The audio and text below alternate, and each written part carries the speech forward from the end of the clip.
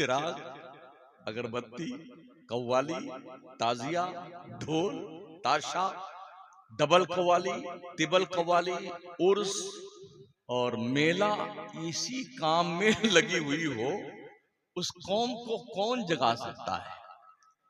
जब हजरत इसराफील सूर फूंकेंगे तो शायद लोग जागेंगे।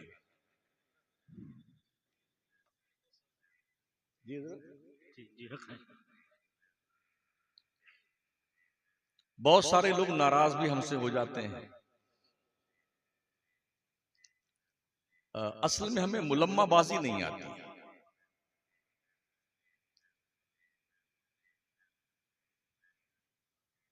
तो कम से कम काम की बातें लोग जागते हुए सुन लें तो समझने का और गौर व फिक्र करके अमल करने का जज्बा भी पैदा हो।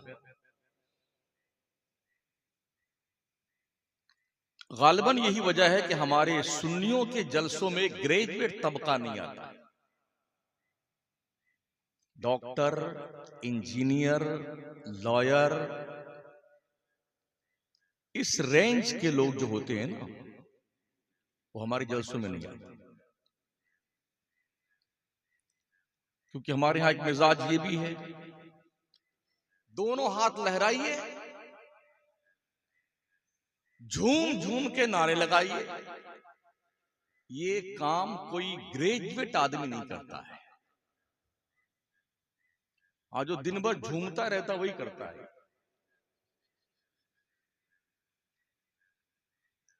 तो इसलिए जो ग्रेजुएट क्वालिफाइड तबका है हमारा जलसा सुनने नहीं आता। उन्हें पता यार ये रात भर मौलवी चिल्लाएगा और हाथ उठवाएगा, हम कितनी बार हाथ खा करेंगे।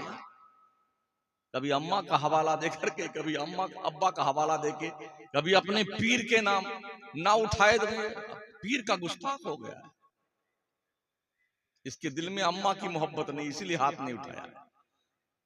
मतलब फौरन ही फतवा भी आ जाता है।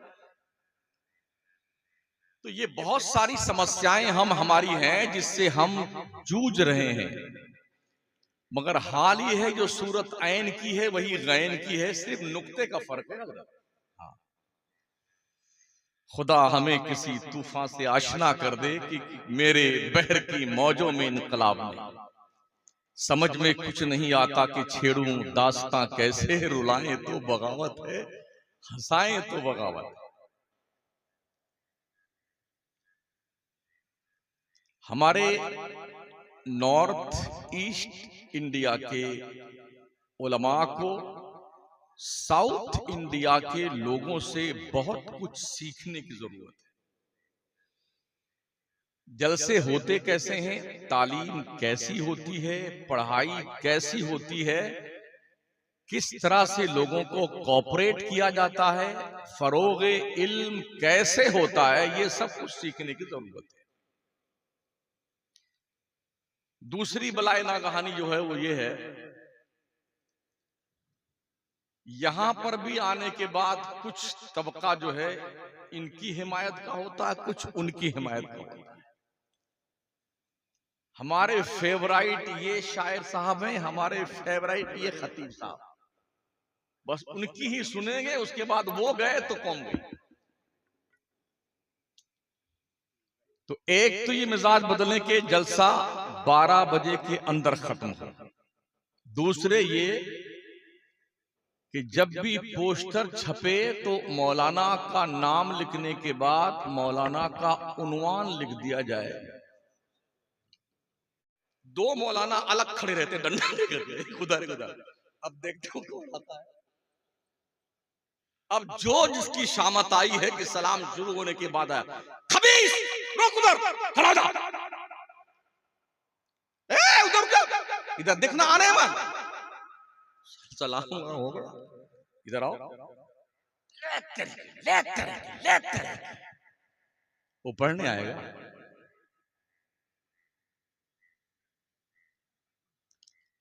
और मदरसे के जिम्मेदारों से गुजारिश है, सदर मुदर्रिस थे, जब घंटी लग जाए मदरसे में तो हर मुदर्रिस से मोबाइल ऑफिस में जमा करवाना, हर मुदर्रिस। इसके नुकसानात क्या हैं? 3-3 बच्चों को बुलाता है हाफिज साहब सुनने के लिए हिफ्ज, और वो टेबल के नीचे मोबाइल चालू कर दिया।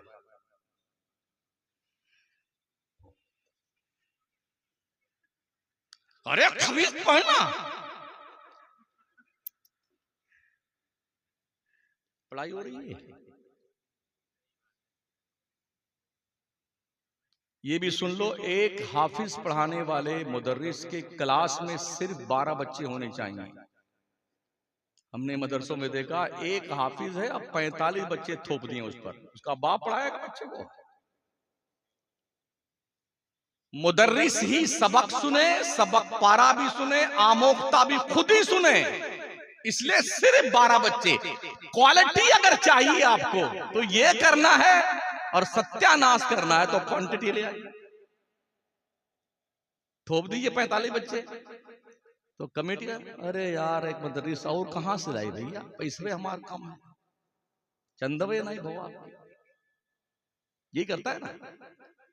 आप ही पढ़ाओ, अगले साल से देख लेंगे, एक साल की सत्ता गया गया चूल्हे बाड़ा में जाए बच्चा। ये पूरे मुल्क की सिचुएशन है, किसी एक जगह की नहीं।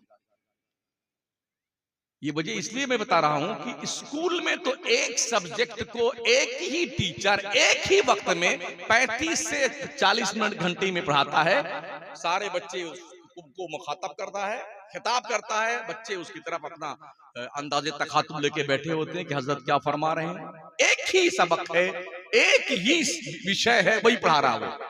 लेकिन यहाँ उर्दू भी है, ज्योग्राफिया भी है, नकल भी है, इमला भी है, अरबी भी है, आमोक्ता भी सुनना है, सबक पारा भी सुनना है, और सबक भी सुनना है। उसका बाप सुनेगा। इसलिए जरूरत इस बात की है कि हम अपने तर्ज तालीम में सुधार पैदा करें, और कौम के लोगों अपने पैसों को मदरसों पे खर्च करो, स्कूल पे खर्च करो, रफाही काम भी कुछ कर लो। कहीं बस स्टैंड हो, प्राइवेट हो या रोडवेज का हो, रेलवे स्टेशन हो, कहीं बगीचा गार्डन हो, तो कम से कम अपने मरे हुए बाप दादा अम्मी दादी के नाम फ्रिज लगा दो, ठंडा पानी का इंतजाम करो, वहां पर बैठने की कुर्सियां लगा दो कि स्वर्गीय खातून साहिबा के इसाले सवाब के लिए ये कुर्सी लगाई गई, इसका सवाब मिलेगा। आप आइए, जहां से हमारा राजस्थान शुरू होता है, हम हैं तो हमारी जन्मभूमि तो यूपी की है, कर्म भूमि राजस्थान है। जन्मभूमि के लिए तो आदमी जान दे देता है ना, हमारी जन्मभूमि यूपी है, कर्म भूमि मकराना राजस्थान है, जहां पत्थर निकलता है। अभी आपकी मस्जिद देखा मैंने, सारा पत्थर मकराने का लगा हुआ। अभी जो अयोध्या में मंदिर बना है, राम मंदिर, जो गर्भगृह में जो पत्थर लगाया गया ना सफेद वाला, वो सब मकराने का काम है। और किसने काम किया है? हाजी जनाब रमजान साहब ने काम किया है। बताना जरूरी है, लोगों को पता चला, लोग नाम छुपाए रहे। हम उस शहर में जहां पूरे मुल्क के जो है मूर्तियां बनाई जाती हैं और बेची जाती हैं, फिर प्राण प्रतिष्ठा होती है, ला करके उन्हें पूजा जाता है, हम वहां रहते हैं, हमारी कर्म भूमि हुआ। अर्ज में कर रहा था साथियों कि हमारे यहाँ राजस्थान आगरा के बाद जब शुरू होता है ना, वहां से लेकर के गुजरात की सरहद तक हर स्टेशन पर गैर मुस्लिम भाइयों की तरफ से ठंडे पानी का, फिल्टर का पानी इंतजाम किया जाता है रेल यात्रियों के पीने के। हमने किसी स्टेशन पर पूरे मुल्क में मुसलमानों को पानी पिलाते नहीं देखा है। ये रिफाई काम क्या सिर्फ गैर मुस्लिमों के लिए है? मुसलमान क्यों नहीं करता? जितने स्टेशनों पे बैठने की कुर्सियां लगाई गई हैं, वो सब गैर मुस्लिम भाइयों की तरफ से लगी हुई है, अपने अपने मरे हुए बाप दादा अम्मा नानी की तरफ से लगाया। मुसलमान के पास इसके लिए पैसा नहीं है। कव्वाल के लिए पैसे हैं, गवैये के लिए पैसे हैं, और दो शायर तीन शायर जब दुग्गी आके एक लेके बैठा, और ये हमारे क्या जिंदाबाद, दोबारा रिशाद, दोबारा रिशाद, तो पैसे लुटा गया बेटा। क्यों सत्यानाशी करते हो साथी? दिल के फफूले जल उठे, सीने के दाग से इस घर को आग लग गई, घर के चिराग से। पढ़ोगे देश तरक्की करेगा, कौम तरक्की करेगी, घर सुसज्जित होगा, लोग अच्छे लोग होंगे। पढ़ लिख करके ही आदमी ढंग का इंसान बनता है, समझ रहे हैं? अगर तालीम नहीं है तो फिर वो कौम ढंग का इंसान नहीं बन, उजड़ बन जाती है, उजड़।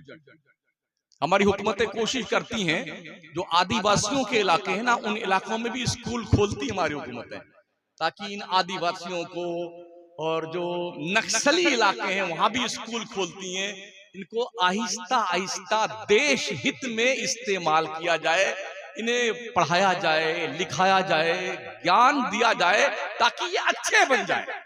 ये काविश और कोशिश हमारी हुकूमत भी करती है, और हमारी आपकी भी जिम्मेदारी है कि हम भी कोशिश करें कि किसी भी मोहल्ले में अगर बच्चा पढ़ने नहीं जाता है, अगर उसके माँ बाप के पास क्षमता नहीं है, तो आप अपने पैसे एक दिन यार सेब मत खाना, क्या फर्क पड़ता है?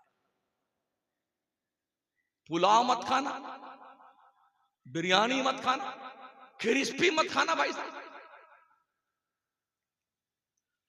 हमने देखा है बंबई में जो चौपाटी जोहू का इलाका ना, 1500 रुपए का एक एक पान बिकता है, और ऐसे पागलों को भी देखा है बड़े फखर से, आज हमने 3 पान खाया है, 4500 रुपए हो गए।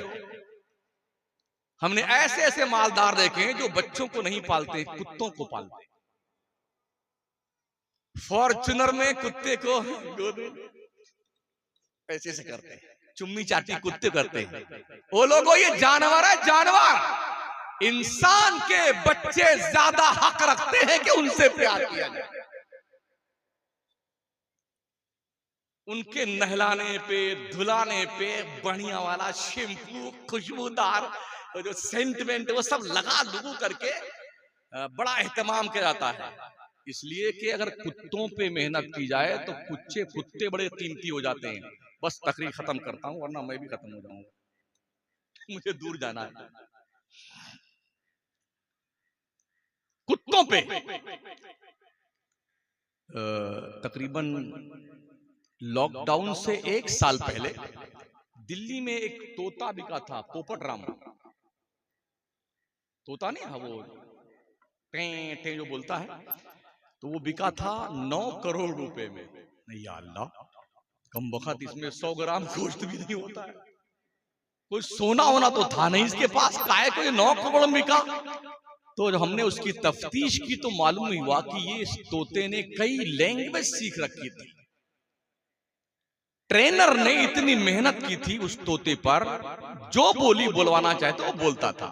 तो दुनिया में बहुत सारे शौकीन होते ना, 9 करोड़ की बोली लगी। अगर एक तोते पे दुनिया मेहनत कर ले, ट्रेंड कर दे, तो 9 करोड़ में बिकता है तोता। अगर हम इंसान के बच्चों पे मेहनत करें तो क्या वो घास छिलेगा?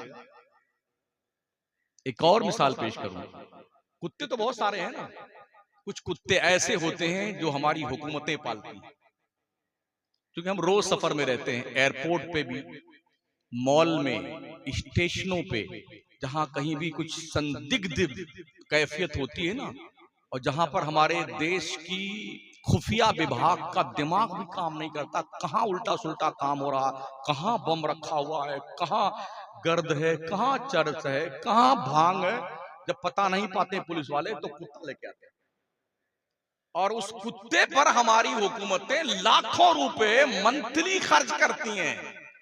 उस कुत्ते के गर्दन में पट्टा होता है, और एक पुलिस वाला उस कुत्ते को लेकर के घुमाने, इस्तिंजा फरमाना है जनाब डॉग साहब, चलिए हम आपको इस्तिंजा फरमा के ले आते हैं। कुत्ते को रस्सी पकड़ के दूर तक पुलिस वाला ले जाता है, यही इस्तिंजा फरमा लीजिए आप, बाथरूम ही कर लीजिए आप, घुमा फिरा करके घंटा आधा घंटा टहला फिरा करके, क्या वजह है? आखिर हर कुत्ते के साथ ऐसा क्यों नहीं होता? वो कुत्ता ट्रेन किया गया है, जहां सबका दिमाग काम करना बंद कर देता है, वो कुत्ता सूंघ के बताता यहां बम रखा। ट्रेनिंग इतनी कीमती होती है कि वो लाखों रुपए, करोड़ों रुपए जो है खर्च करने के बाद भी आदमी घाटा महसूस नहीं करता। ऐ लोगों, अगर कुत्ता जैसा जानवर, तोता जैसा परिंदा, उस पर मेहनत की जाए, वो कीमती बन सकते हैं। अगर हम इंसानों के बच्चों पे मेहनत करें तो क्या हमारे बच्चे कीमती नहीं बने? मगर हम क्या करते हैं? मुर्गा लड़ाते हैं। हाँ, अफगानिस्तान में कुत्ता लड़ाने का रिवाज है, कुत्ता लड़ाते हैं। और कुछ लोगों को मैं तीतर लड़ाते देखा है। ये सारा काम जो स्पेशली मुसलमान ही ज्यादा करता है। हाँ, इसी के पास फकड़िया गिरधारी के पास ज्यादा वक्त पड़ा हुआ है। चला जाएगा कचौछा, महीना में पड़ा रहेगा वहीं। काय खिल गया भाई साहब?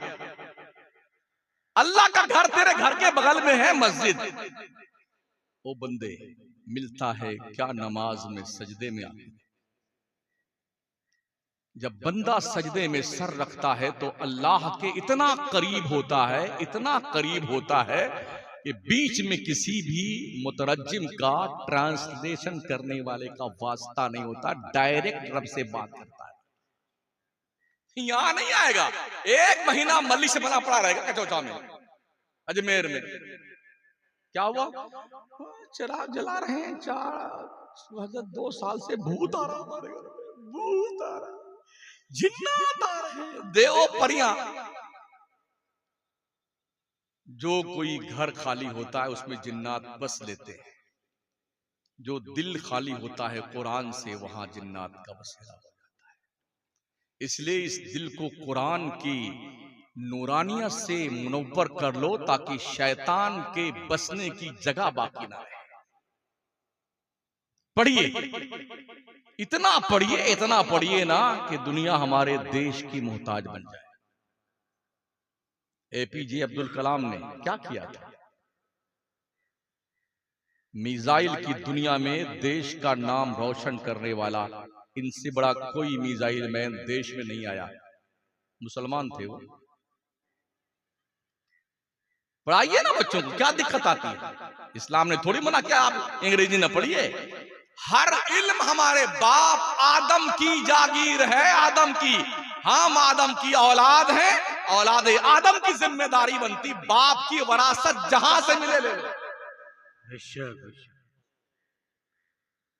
इख्तिताम की तरफ चलते हैं। बस 5 से 7 मिनट में मैं अपनी गुफ्तगू को फुल स्टॉप देता हूं। कितने साल की जिंदगी आप लेके आए, कोई बता सकता है? ना हमें पता है, ना पीर साहब को पता है, ना मुरीद साहब को पता है, किसी को नहीं पता है। ये भी पता नहीं है कि ये जो बोली में बोल रहा हूं ये पूरी निकले भी कि नहीं निकलेगी। अभी तो हालत ये है, बैठे बैठे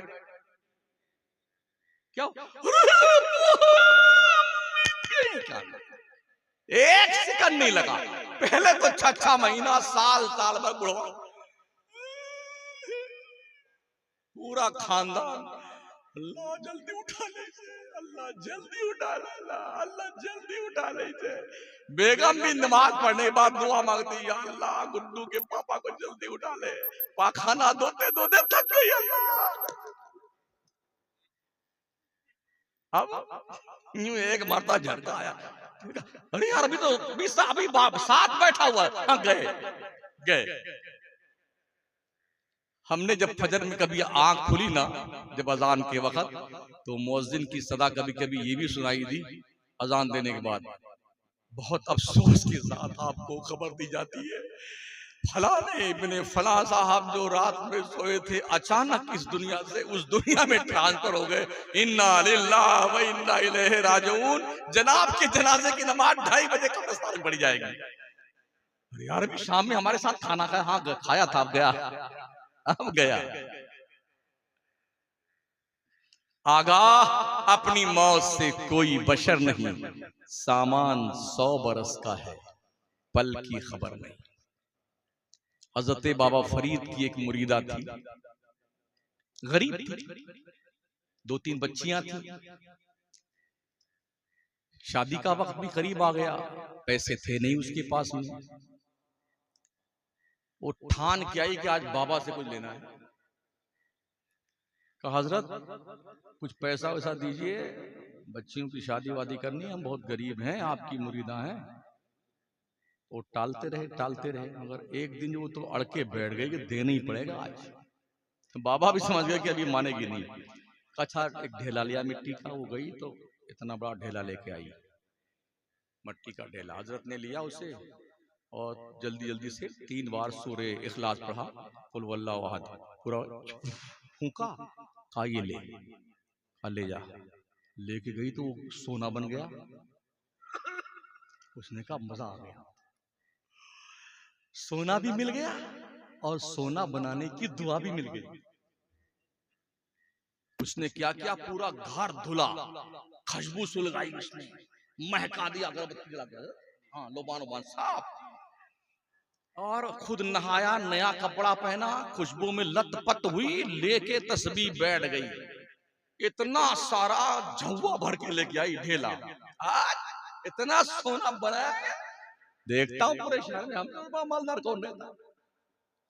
अब 3 बार 300 मरतबा 3000 मरतबा रात गुजर गई, दिन गुजर गया, 3 दिन 3 रातें कुल हुवल्लाहु अहद अल्लाहुस समद लम यलिद वलम यूलद वलम यकुल लहू कुफुवन अहद, कुल हुवल्लाहु अहद अल्लाहुस समद लम यलिद वलम यूलद वलम यकुल लहू कुफुवन अहद। वो रंग एक को नहीं बदला उसका। 3 दिन के बाद बहुत गुस्से में आई पीर साहब के यहाँ। बाबा समझे क्या बात है, आज आई फिर वापस। कहा आपने तो कोई वजू भी नहीं किया था, बोलो अल्लाह पढ़ दिया था, गुस्ल भी नहीं किया था आपने, नए कपड़े भी नहीं पहने थे हजरत, जहां बैठते हैं इसको धुला भी नहीं था आपने, ऐसे ही आपने पढ़ दिया था, सोना बन गया था। मैं कितना एहतमाम क्यों पता है आपको, घर धुला, कपड़ा नया पहना, खुशबू लगाया, सुलगाया, जलाया, अगरबत्ती मोमबत्ती सब जलाया। 3 दिन रात भर दिन भर पढ़ते पढ़ते जबान सूख गई। ये कमबख्त रंग नहीं बदल रहा, क्या कमी है मेरी जबान में। बाबा फरीद ने नजरें झुका ली, कहा बोलिए ना बाबा क्या कमी है। फिर कुछ नहीं कहा, बोलिए ना बाबा। बाबा फरीद ने आंखें उठाई तो आंखों से आंसुओं की झड़ी लगी। फरमाते बेटी क्या कमी थी तेरी जबान में, तूने सब कुछ किया, कमी क्या थी, तेरे मुंह में फरीद की जबान नहीं, तेरे मुंह में फरीद की जबान नहीं थी, इसलिए मिट्टी सोना नहीं बनी। तो साथियों नुस्खा पा करके इलाज करना शुरू मत कर देना, इलाज के लिए एक्सपीरियंस की भी जरूरत है। बस अल्लाह करीम तरक्की दे, फजल फरमाए, हमारा मुल्क तरक्की करे, हमारे देश की उन्नति हो, हमारे देश की इज्जत व आबरू बची रहे। हम सब एकजुट होकर के देश की अखंडता के लिए, इसके तहफ़्फ़ुज़ व बका के लिए सर जोड़ के कोशिश करें, बच्चों को पढ़ाएं, मुआशरे को क्लीन करें, पड़ोसी का हक महसूस करें, हर छोटा बड़े की इज्जत करे, हर बड़ा छोटे से प्यार करे। अल्लाह इसी खुशी के माहौल में हम सबको जिंदगी दे। यार जिंदा सोबत बाकी। अस्तगफिरुल्लाह रब्बी मिन कुल्लि ज़ंबि व अतूबु इलैह। ला इलाहा इल्लल्लाह मुहम्मदुर रसूलुल्लाह। दारुल उलूम अहले सुन्नत फैजुल मुस्तफ़ा जिंदाबाद। और कमेटी नहीं, आप सब पाइंदाबाद। हाँ, जो जिम्मेदार होता है उसकी जिम्मेदारी ज्यादा होती है, पकड़े आप जाएंगे जिम्मेदार लोग। इसलिए आइंदा जब कभी मेरा गुजारी इस तरफ से हो तो मैं देखूं कि आपका मदरसा ठीक बन गया है। हाँ, अगर आपने ऐसा किया तब तो हम आपकी जिंदाबाद करेंगे, वरना याद रखा किसी दिन अगर हमने मुर्दाबाद की उल्टी तस्बीह पढ़ दी ना तो फिर समझ जाना। अस्सलाम वालेकुम।